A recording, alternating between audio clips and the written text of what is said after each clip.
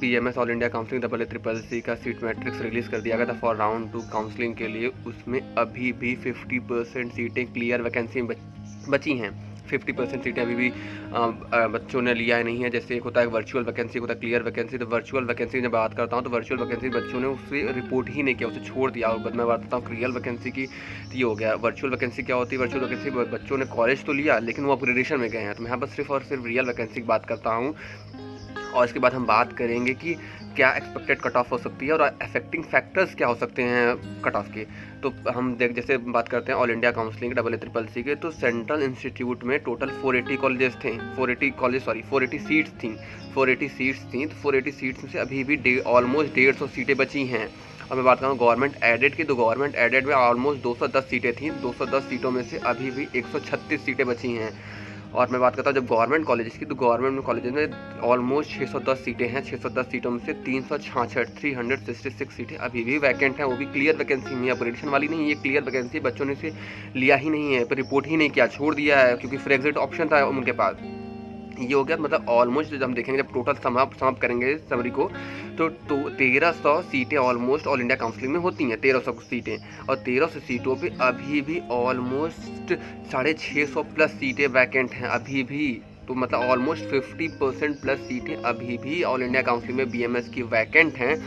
इस और ये पहला फैक्टर हो गया, क्योंकि वैकेंट ऑफ वैकेंसी मतलब सीट वैकेंट बहुत ज़्यादा है, इसलिए कट ऑफ लो जा सकती है। और क्या क्या रीज़न हो सकते हैं फर्स्ट राउंड में? सेकंड रीज़न ये है कि फर्स्ट राउंड में जब हमने बीएमएस की पार्टिसिपेटिंग इंस्टीट्यूट आपने देखा था, तो उस समय केवल और केवल 84 कॉलेज ने पार्टिसिपेट किया था।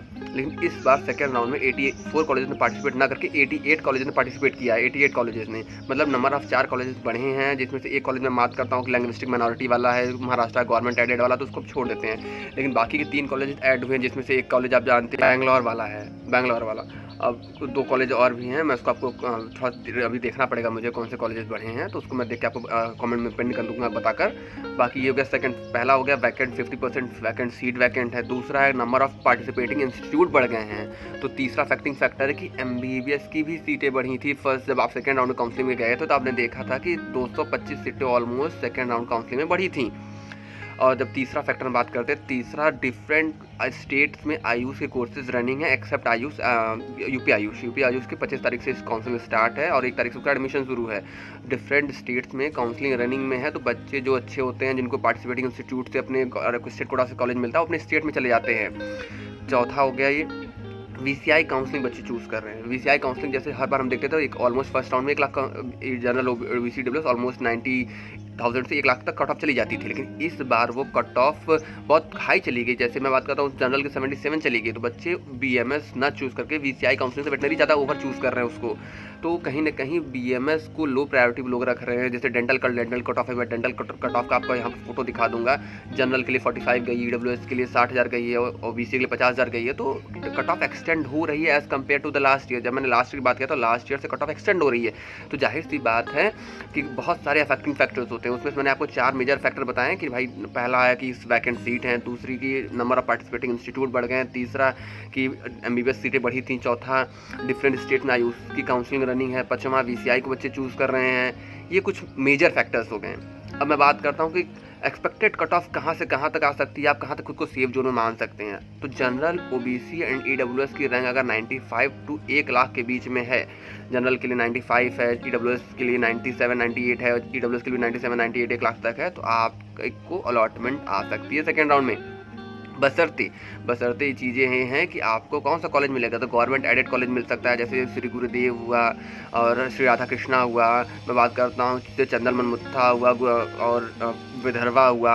एक महाराष्ट्र के कुछ गवर्नमेंट एडेड मिल सकते हैं। जेएसवीवी जो फर्स्ट राउंड में सबसे बॉटम पे कॉलेज मिला था, जेएसवीवी कर्नाटका वाला, वो मिल सकता है। तो कुछ ऐसे कॉलेजेस हैं जो आपको लो कट ऑफ हर साल अलॉटमेंट आती है, तो आप उनको कंसिडर करके खुद के चॉइस फिलिंग में बॉटम पे रख सकते हैं। अगर आप बात करेंगे चॉइस फिलिंग के लिए, तो मैं कुछ आपको एग्जांपल दे सकता हूँ। आप टॉप पे किसको रख सकते हैं? टॉप पे सेंट्रल इंस्टीट्यूट को रख सकते हैं आप। उसके बाद आप सेंट्रल इंस्टीट्यूट रखने के बाद आप महाराष्ट्र के कुछ कॉलेज हैं, जैसे तिलक है, मैं बात करता हूँ एडेड है वो, लेकिन फिर बहुत अच्छा कॉलेज है। तिलक है, बात करता हूँ नागपुर है, मैं बात करता हूँ पुणे है, मैं बात करता हूँ बिहार का पटना है, मैं बनारस वाराणसी वाला है, लखनऊ यूपी का है, पीलीभीत रख सकते हैं आप। मैं बात करूँ हिमाचल प्रदेश का राजीव गांधी कॉलेज रख सकते हैं। और अच्छा कुरुक्षेत्र रख सकते हैं, बाबा के केदारनाथ रख सकते हैं, राजस्थान के कॉलेज हैं जैसे 3 कॉलेजेस हैं, जयपुर वाला कॉलेज है, उदयपुर वाला कॉलेज है, ये सब रख ट्रिपल एम वाला कॉलेज है, तीनों कॉलेज रख सकते हैं आप।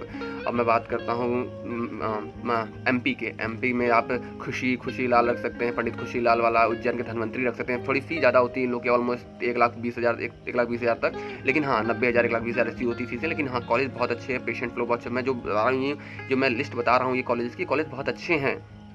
आप उड़ीसा का आसाम रख सकते हैं, सॉरी आसाम का गुवाहाटी रखते हैं, थोड़ा सा हो गया, आसाम का गुवाहाटी रख सकते हैं, वो अच्छा कॉलेज है।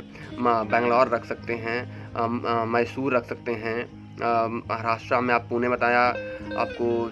कुछ गवर्नमेंट एडेड में बात करता हूँ, गवर्नमेंट एडेड भी अच्छे अच्छे बता दूँ। गवर्नमेंट एडेड जैसे तिलक हो गया, सेवा संघ हो गया, स्टांग हो गया, और पंडित राधा कृष्णन हो गया, सॉरी क्या है, दीवाई पंडित पाटिल कोई कॉलेज है ना, पाटिल करके, दयाभाई पाटिल, वो कॉलेज अच्छा है। ये कॉलेज अच्छे हैं लिस्ट में, आप उसको कंसिडर कर चल सकते हैं। जम्मू वाला कॉलेज अच्छा है। केरला के सभी कॉलेज अच्छे हैं, लोग वहाँ पर जाना प्रेफर नहीं करते हैं। क्यों? केरला के कॉलेज सभी अच्छे हैं जस्ट बिकॉज कि वहाँ पर फ़ी भी बहुत कम है, और वहाँ का जो आयुष का वो कल्चर है वो बहुत ज़्यादा है। वहाँ पर आयुष को बहुत ज़्यादा प्रेफरेंस मानी जाती है। तो अगर आपकी रैंक थोड़ी बहुत ठीक ठाक है तो आप केरला कंसिडर करके चल सकते हैं, क्योंकि केरला में आयुष इसको बहुत ज़्यादा, जैसे हम बात करते हैं, हमारी अभी भी हमारी कैबिनेट में बात हुई थी, जो कहीं अफ्रीका की आई थी जिनकी डॉटर बहुत बीमार थी बहुत सालों से, तो उनके इलाज के लिए यहाँ पर केरला से इलाज कराए, तो वहाँ से भाई हमारे और उनके देश में वो हुआ है, बॉन्ड हुआ है, साइन हुआ है कि हम आपसे देश से आयुष को पद्धति को अपने देश लेके जाएंगे। तो वहीं से है केरला।